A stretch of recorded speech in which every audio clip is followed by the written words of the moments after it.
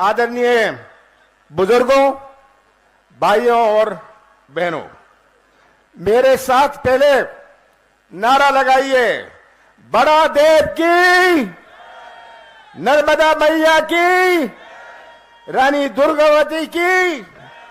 जल, जंगल और जमीन के यहां जो सब सच्चे साथी आदिवासी भाई बहन बैठे हैं, मैं आप सबको प्रणाम करता हूं। प्रियंका जी, यही सही हमारे साथी हैं, हमारे जल, जंगल और जमीन जिनका पहला अधिकार है, जिनका वो ये साथी यहां उपस्थित हैं। जय सेवा, जय जोहार, जय आदिवासी। मैं देश के आदिवासी महामानवों को प्रणाम करता हूं। मैं भगवान बिरसा मुंडा को प्रणाम करता हूं। मैं रानी दुर्गावती को प्रणाम करता हूं। रघुनाथ शाह को प्रणाम करता हूं। शंकर शाह को प्रणाम करता हूं। टांटिया मामा को प्रणाम करता हूं। बादल भाई को प्रणाम करता हूं।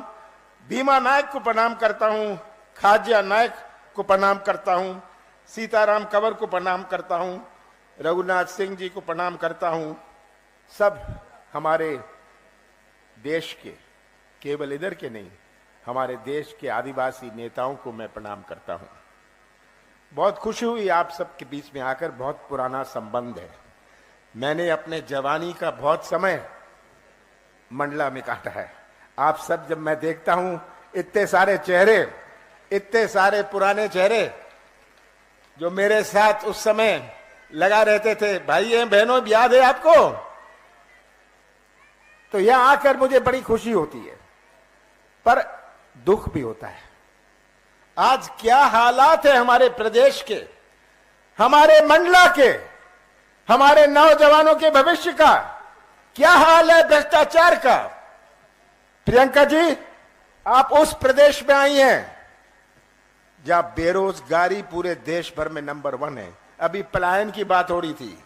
हमारी माताओं और बहनों ने कितने प्यार से अपने बच्चों को पाला पोसा है, और आज का नौजवान जो निराश चेहरे हैं इनके, इनमें हमें मुस्कुराहट लानी है। प्रियंका जी, आप उस प्रदेश में आए हैं जो सबसे भ्रष्ट प्रदेश है देश में। सही बात है, भ्रष्टाचार।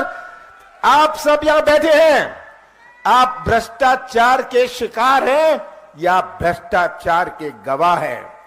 क्या हाल है भ्रष्टाचार का? पैसे दो, काम लो।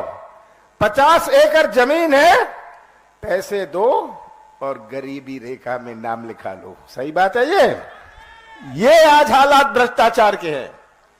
आज हमारा किसान, भटकता किसान, जो कभी खाद के लिए, कभी बीज के लिए, कभी सही मूल्य के लिए।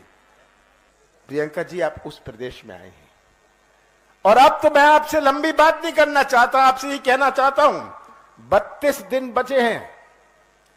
32 दिन बचे हैं जब चुनाव आएगा। 17 नवंबर को चुनाव है। ये किसी केवल उम्मीदवार का चुनाव नहीं है, ये केवल किसी पार्टी का चुनाव नहीं है, ये मध्य प्रदेश और मंडला के भविष्य का चुनाव है। और ये भविष्य सुरक्षित रखना, प्रदेश का भविष्य सुरक्षित रखना, मंडला का भविष्य, डिंडोरी का भविष्य सुरक्षित रखना आपके हाथ में है। याद रखिएगा, जो आप बटन 17 तारीख को दबाएंगे, आप किसी उम्मीदवार का केवल नहीं दबाएंगे। वो बटन जो आप दबाएंगे वो हमारे नौजवान, हमारे आगे आने वाली पीढ़ियों का भविष्य दबाएंगे। ये बात आपको समझनी है। बहुत सारे गुमराह करने आएंगे। 18 साल शिवराज सिंह जी ने राज किया, मैं भी था मुख्यमंत्री 15 महीनों के लिए। 15 महीनों के लिए, जिसमें से 2.5 महीने तो लोकसभा चुनाव और आचार संहिता में दे। 11.5 महीने में कांग्रेस की सरकार ने अपनी नीति और नीयत का परिचय किया। एक शुरुआत करी हमने। जब कहा हम किसानों का कर्जा माफ करेंगे, हमने 27 लाख किसानों का कर्जा पूरे प्रदेश में पहले किश्त में माफ किया, और मंडला में 23,000 किसानों का कर्जा माफ किया, हुआ? ये पहले किस्त में था। कौन सी गलती करी मैंने कहा हम बिजली देंगे 100 यूनिट 100 रुपए में, मैंने बिजली दी। कौन सी गलती करी, कौन सा गुनाह किया मैंने पेंशन बढ़ाई, मैंने विवाह के लिए पैसा दिया, कौन सा गलत काम मैंने किया? मैंने 1000 गौशाले बनाए, कौन सा पाप मैंने किया? यह तस्वीर आप सबके सामने है और शिवराज सिंह जी की सरकार की तस्वीर भी आपके सामने है। आज इतनी 13 सालों से चल रही है ये मंडला जबलपुर की सड़क, आज भी ये अधूरी है। यहां कोई रेल, सही रेल या सड़क की सुविधा नहीं है। मंडला की जो सड़क जबलपुर को जोड़ती है कितनी महत्वपूर्ण है हमारे मंडला के लिए। आज हम नर्मदा के किनारे हैं पर पेयजल की समस्या है, कितनी शर्म की बात है। नर्मदा के किनारे और पेयजल की समस्या, सरकारी कार्यालय मंडला में बंद होने लग गए, ये आप जानते हैं, आप गवाह हैं। हमारे बिजली का कारखाना, सिंचाई का मुख्यालय यहां से भेज दिया गया बाहर। ये तस्वीर आप सबके सामने है और मैं तो ये कहूंगा कि शिवराज सिंह जी से एक प्रश्न पूछता हूं। शिवराज सिंह जी, आपने दिया क्या? आपने दिया क्या, मैं पूछना चाहता हूं। आपने महंगाई दी, आपने भ्रष्टाचार दिया, आपने बेरोजगारी दी। शिवराज सिंह जी, आपने तो घर घर में शराब दी, ये शिवराज सिंह जी ने किया। और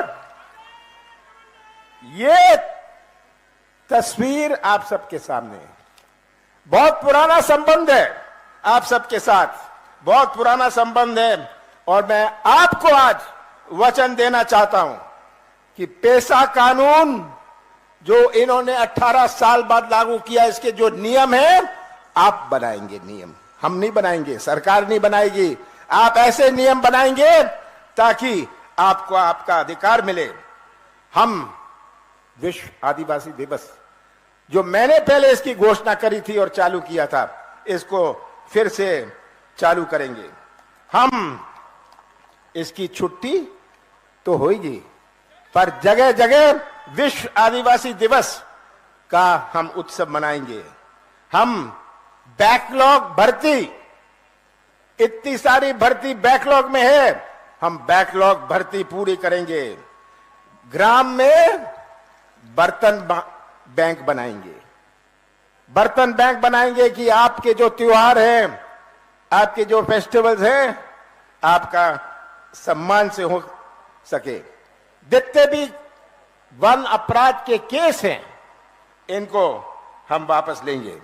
और ये मैं कहना चाहता हूं, जिनको अपात्र इन्होंने कर दिया था, इन्होंने यहां 3200 पट्टों को निरस्त को स्वीकार नहीं किया। कांग्रेस की सरकार आएगी, मैं आपकी समिति बनाऊंगा, सरकारी समिति नहीं।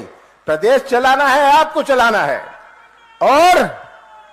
और मैं नौजवानों से कहना चाहता हूं, सबसे बड़ी चुनौती हमारे मध्य प्रदेश में, सबसे बड़ी चुनौती हमारे मंडला डिंडोरी में हमारे नौजवानों का भविष्य है।